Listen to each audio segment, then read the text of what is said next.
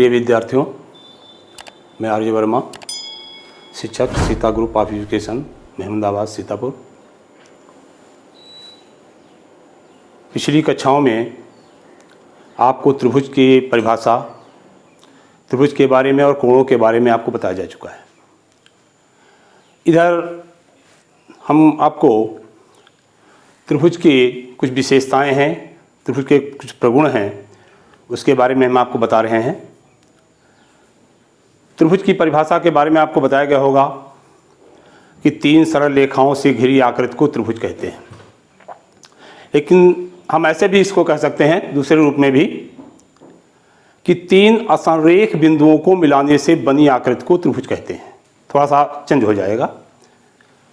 तीन असंरेख बिंदुओं को मिलाने से बनी आकृति को त्रिभुज कहते हैं।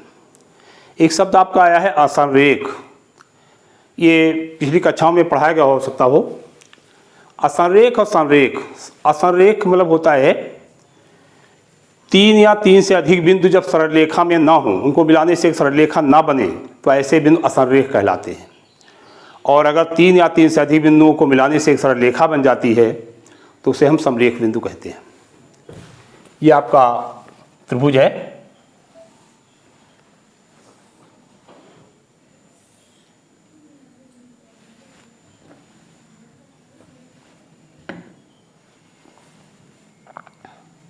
ए बी सी, ये आपका ट्रायंगल है, त्रिभुज है। इसके विशेषताएं क्या होती हैं, इसके प्रगुण क्या हैं? देखिएगा, सबसे पहली विशेषता इसकी होती है कि त्रिभुज के तीनों अंतःकोणों का योग 180 अंश होता है। चाहे जिस प्रकार का आप त्रिभुज बनाएंगे, लेकिन तीनों कोणों का जो टोटल आएगा, योग आएगा, वो 180 अंश ही होगा। दूसरी विशेषता क्या होती है कि त्रिभुज के यदि किसी भुजा को हम आगे बढ़ा दें तो इस प्रकार से जो बहिष्कोण बनता है वो सुदूर दोनों अंतःकोणों के योग के बराबर होता है। सुदूर का मतलब होता है जो पास में एक कोण होता है, संलग्न कोण होता है, उस कोण को छोड़ करके जो दो शेष दो कोण बनते हैं। जैसे आपने देखा, इसको अगर हम आगे थोड़ा बढ़ा दें तो ये एंगल हमारा बहिष्कोण है। इस कोण का जो मान है वो इन दोनों कोणों के योग के बराबर होगा। एक तो विशेषता इसकी ये होती है। तीसरी विशेषता होती है कि यदि किसी त्रिभुज में दो भुजाएं असमान हैं, यानी एक छोटी भुजा है, दूसरी बड़ी भुजा है, समान नहीं है, तो बड़ी भुजा के सामने का कोण बड़ा और छोटी भुजा के सामने का कोण छोटा होता है। हाँ, तो बता रहे थे, यदि किसी त्रिभुज की दो भुजाएं असमान हैं तो बड़ी भुजा के सामने का कोण छोटी भुजा के सामने के कोण से बड़ा होता है। चौथी विशेषता क्या होती है कि यदि किसी त्रिभुज के दो कोण असमान हैं तो बड़े कोण के सामने की भुजा बड़ी और छोटे कोण के सामने की भुजा छोटी होती है। पांचवी विशेषता है कि त्रिभुज की दो भुजाओं का योगफल सदैव तीसरी भुजा से बड़ा होता है। चाहे जैसा भी त्रिभुज हो, उसकी दो भुजाओं का योगफल हमेशा तीसरी भुजा से बड़ा ही होता है। अब इन 5 पॉइंट्स जो हमने आपको बताए हैं, इन 5 पॉइंट्स को हम सिद्ध करते हैं। कैसे सिद्ध करते हैं? सबसे पहले देखिए, हमने आपको बताया था कि त्रिभुज के तीनों अंतःकोणों का योग 180 अंश होता है। देखिए, ये आपकी एक थ्योरम बन जाती है।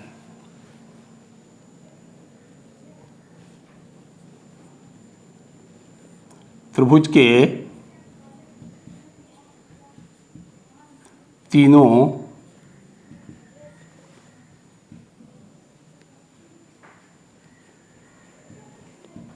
अंतःकोणों का योगफल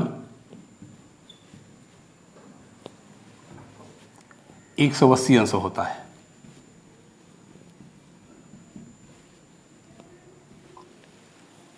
देखिए, ये त्रिभुज आपका दिया गया है, इसमें कोण ए, बी और सी, इन तीनों कोणों का जो योग है वो 180 अंश होगा। वो चाहे जिस भी नाप के हों, लेकिन तीनों कोणों का जो मान आएगा, योग आएगा, वो 180 अंश ही होगा। देखिए दिया गया है आपको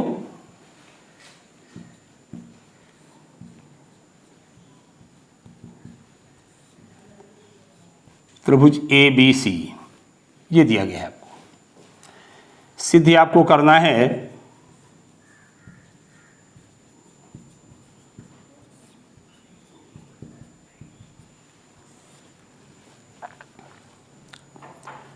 कोण बी ए सी प्लस कोण ए बी सी और प्लस कोण ए सी बी, ये बराबर हो जाएगा 180 अंश। बी ए सी मतलब कोण ए, कोण बी और कोण सी, इन तीनों कोणों का योग 180 अंश होगा। देखिए रचना में ए बी सी में ये जो आधार हमारा दिया गया है बी सी, इस बी सी आधार के समांतर बिंदु ए से होती हुई एक रेखा हम खींच देते हैं पी ए क्यू। ये पी क्यू रेखा जो हमने खींचा है वो आधार बी सी के समांतर है। जरा ध्यान दीजिएगा,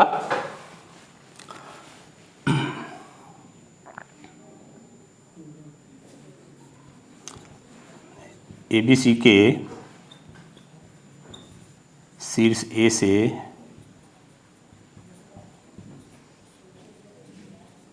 होती हुई आधार BC के समांतर PQ रेखा खींचा।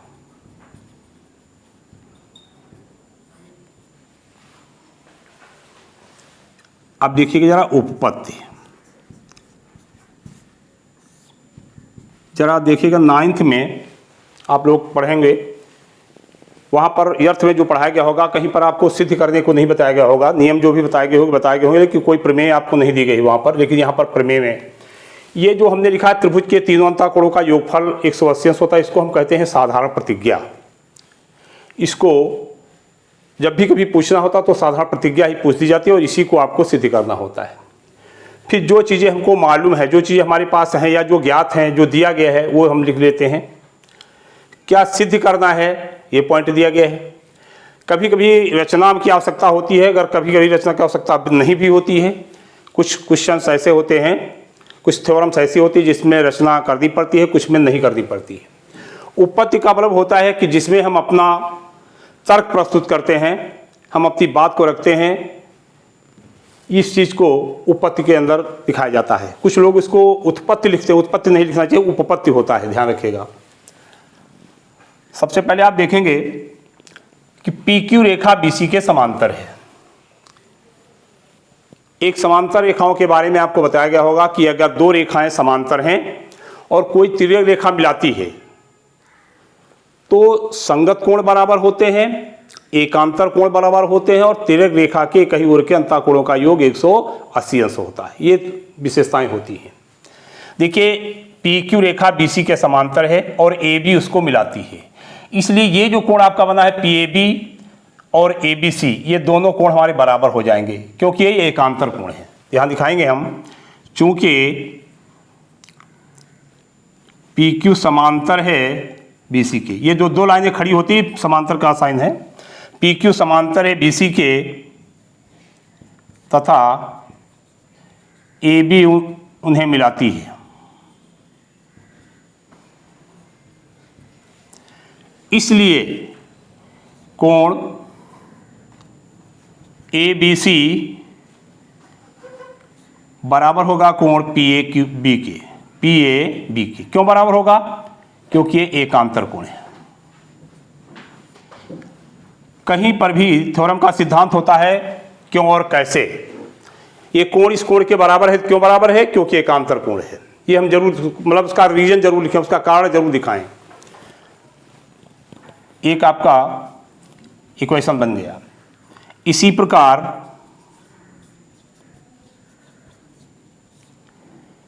PQ समांतर है BC के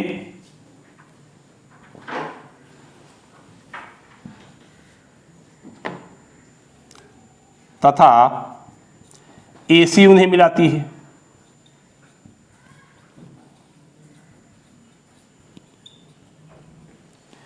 इसलिए कोण ACB बराबर होगा कोण QAC के, QAC के। ये भी एक आंतर कोण है।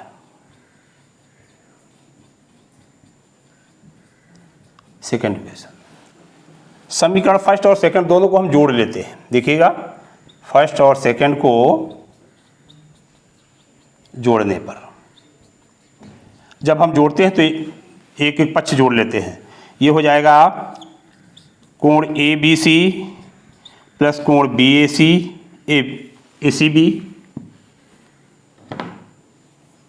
ACB बराबर हो जाएगा कोण PAB और प्लस कोण QAC। यानी इन दोनों कोणों का जो योग है वो इन दोनों कोणों के योग के बराबर हो जाएगा। अब हम क्या करते हैं, दोनों ओर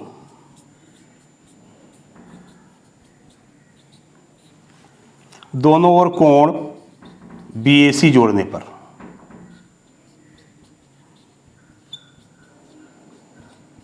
जब दोनों ओर हम एक ही चीज जोड़ देते हैं तो दोनों पक्ष हमारे बराबर ही रहते हैं। तो ये हो जाएगा आपका कोण BAC प्लस कोण ABC प्लस कोण ACB बराबर हो जाएगा कोण BAC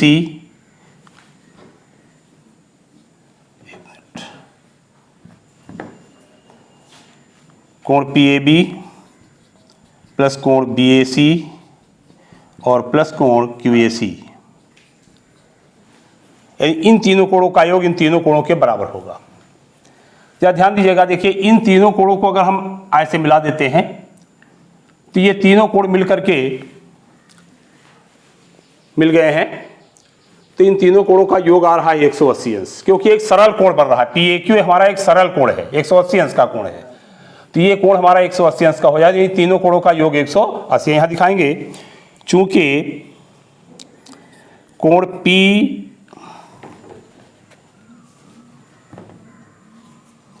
PAB प्लस कोण BAC प्लस कोण QAC ये बराबर है 180 अंश की। क्यों है, जब दो या तीन कोण एक मिल करके या संलग्न कोण, ऐसे संलग्न कोण जिनका योग 180 अंश हो जाता है उसको हम रैखिक युग्म कहते हैं। एक रैखिक मतलब दो कोणों का योग अगर 180 अंश, दो संलग्न कोणों का योग, संलग्न मतलब समझते होंगे जहां पर दो कोण एक से जुड़े हों, दोनों की एक भुजा कैसी हो, कॉमन होती है। यहाँ दिखाएंगे हम रैखिक युग्म है। अगर ये 180 अंश के तो क्यों है, रैखिक युग्म रहा है।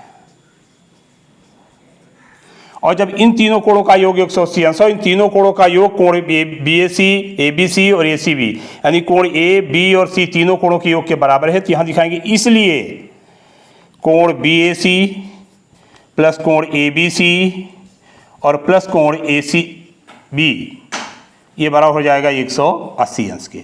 और यही पॉइंट हमको प्रूव करना था। ये प्रमेय आपकी कंप्लीट हो गई।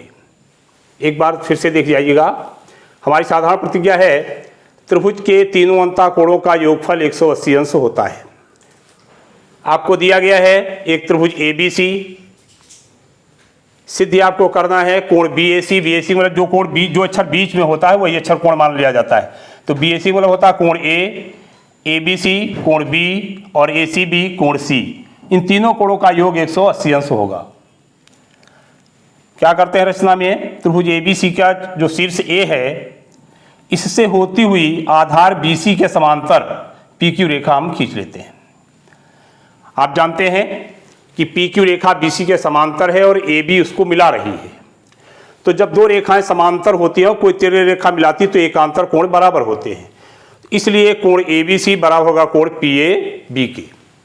इसी प्रकार PQ समांतर है BC के और AC उन्हें मिलाती है, इसलिए कोण ACB बराबर होगा कोण BAC के। ये भी एक आंतर कोण है। इन दोनों को हम जोड़ लेते हैं तो कोण ABC प्लस कोण ACB बराबर होगा कोण PAB प्लस कोण QAC के। दोनों पक्ष हमारे बराबर हैं। दोनों पक्षों में अगर हम एक ही चीज जोड़ते हैं तब भी हमारे पक्ष दोनों बराबर ही होंगे। इसलिए दोनों ओर हम कोण BAC जोड़ लेते हैं। जोड़ने पर कोण BAC प्लस ABC प्लस कोण ACB बराबर होगा कोण PAB प्लस कोण BAC बराबर प्लस कोण QAC। लेकिन आप जानते हैं कि एक कोण PAB प्लस कोण BAC प्लस कोण QAC, यानी इन तीनों कोणों को मिला करके एक सरल कोण बन रहा है। ये PAQ हमारा एक सरल कोण है। सरल कोण जानते होंगे, जिसको सरल कोण या रिज कोण कहा जाता है, इसका मान 180 अंश होता है। तो इन तीनों कोणों का योग 180 अंश है, और इसलिए कोण BAC प्लस कोण ABC प्लस कोण ACB 180 अंश का होगा। ये आपकी पहला त्रिभुज का पहला प्रगुण है, और इसी को हमने आपको सिद्ध करके दिखाया है। अब हम इसी के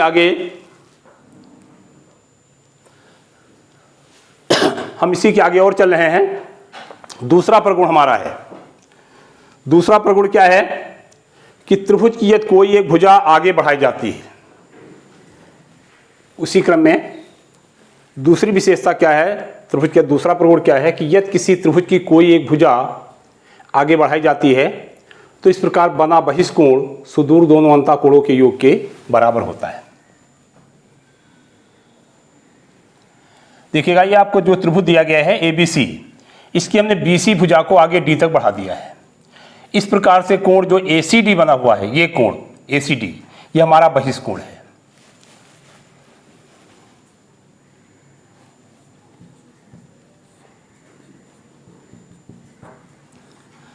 आपको दिया गया है त्रिभुज ABC, जिसकी भुजा BC को आगे D तक बढ़ाया गया है।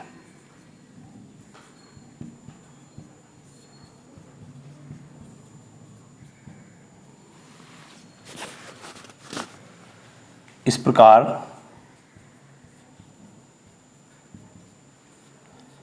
कोण ACD एक बहिष्कोण है।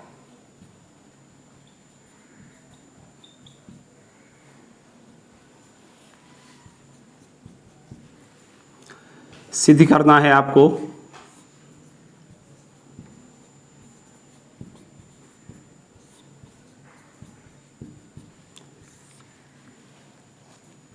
कोण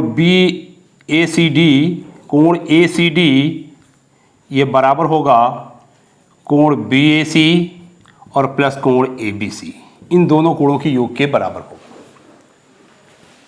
देखिए, इसमें हमको रचना की आवश्यकता नहीं है। जिसमें आवश्यकता होती है उसमें रचना लिखी जाएगी, जिसमें आवश्यकता नहीं उसमें नहीं लिखी जाती है। देखिएगा, इसमें उत्पत्ति में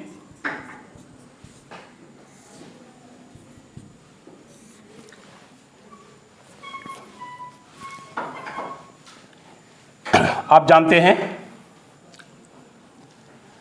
कि कोण ACD और कोण ACB ये दोनों कोण एक दूसरे से जुड़े हुए हैं। ये दोनों कोण हमारे संलग्न कोण हैं, और दोनों कोण जब संलग्न कोण हैं, दोनों का अगर हम जोड़ देते हैं एक में इस प्रकार से, तो इन दोनों कोणों का योग 180 अंश बन जाता है।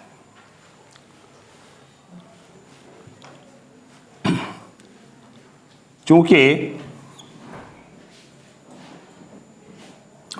कोण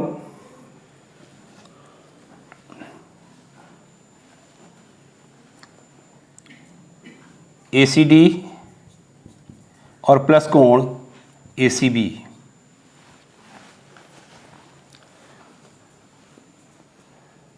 संलग्न कोण है,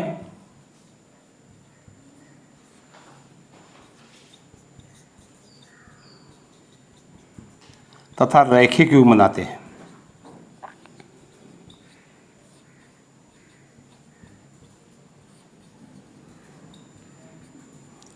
रैखिक युग्म के बारे में बताया गया है आपको कि अगर दो संलग्न कोणों का योग 180 अंश हो जाए तो उसको हम रैखिक युग्म कहते हैं। यहाँ दिखाएंगे, इसलिए कोण ACD और प्लस कोण ACB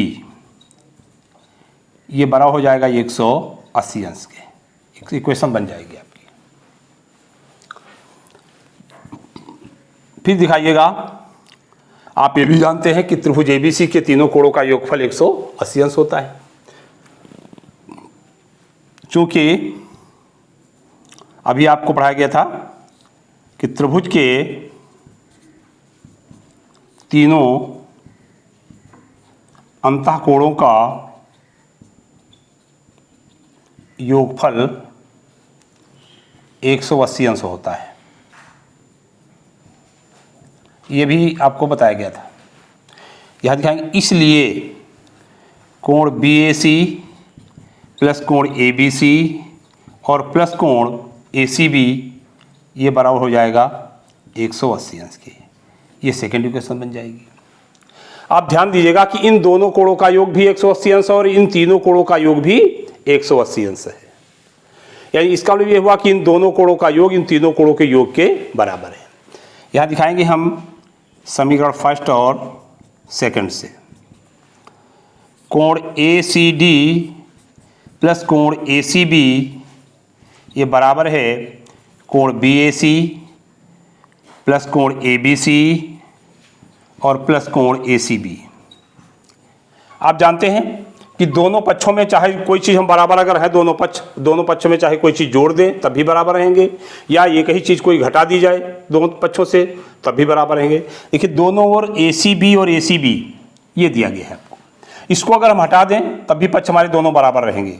जब इसको हम हटा देते हैं तो ये क्या हो जाएगा, या कोण ACD ये बराबर होगा कोण BAC और प्लस कोण ABC के। और यही पॉइंट हमको प्रूव करना था।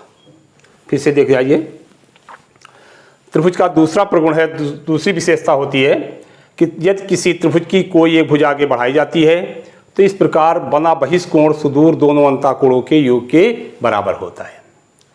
दिया गया है आपको एक त्रिभुज ABC जिसकी भुजा BC को हमने D तक बढ़ाया है, तो इस प्रकार से कोण ACD हमारा एक बहिष्कोण बनता है। सिद्ध आपको करना है कि कोण ACD इसका जो मान है वो कोण BAC प्लस कोण ABC इन दोनों कोणों के योग के बराबर है होगा। मान लीजिए, जैसे मान लीजिए ये कोण हमारा 50 अंश का हो, ये 60 का है, तो इन दोनों का योग 110 हुआ तो इसका मान भी 110 अंश होगा। ये 70 है, ये 50 है, तो 120 हुआ है, तो इसका मान भी 120 अंश ही होगा। चूंकि उपपत्ति में देखिएगा कोण ACD प्लस कोण ACB ये संलग्न कोण है और एक रेखीय गुण बना रहे हैं, इसलिए इन दोनों कोणों का योग होगा 180 अंश। फिर देखिएगा त्रिभुज के तीनों अंतःकोणों का योग 180 अंश होता है, अभी इसके पहले पढ़ाया गया था आपको। इसलिए कोण BAC plus ABC plus ACB बराबर 180 अंश के। अब देखिए इन तीनों कोणों का मान 180 है, इन दोनों कोणों का मान 180 है। इसका इन दोनों कोणों का मान इन तीनों कोणों के योग के बराबर है। तो कोण ACD प्लस ACB बराबर कोण BAC plus ABC plus ACB। ACB और ACB ये दोनों पक्षों में दिया गया है। हम इसको अगर हटा भी दे रहे हैं, एक ही चीज़ हम हटा रहे हैं, तो तब भी दोनों पक्ष हमारे बराबर रहेंगे। तो कोण ACD बराबर होगा कोण BAC प्लस कोण ABC के। यही आपको प्रूव करना था। ये दो थ्योरम आपकी हो गई हैं। अब अगले उसमें हम आपको इसके और आगे जो प्रगुण हैं उसके बारे में आपको बताएंगे।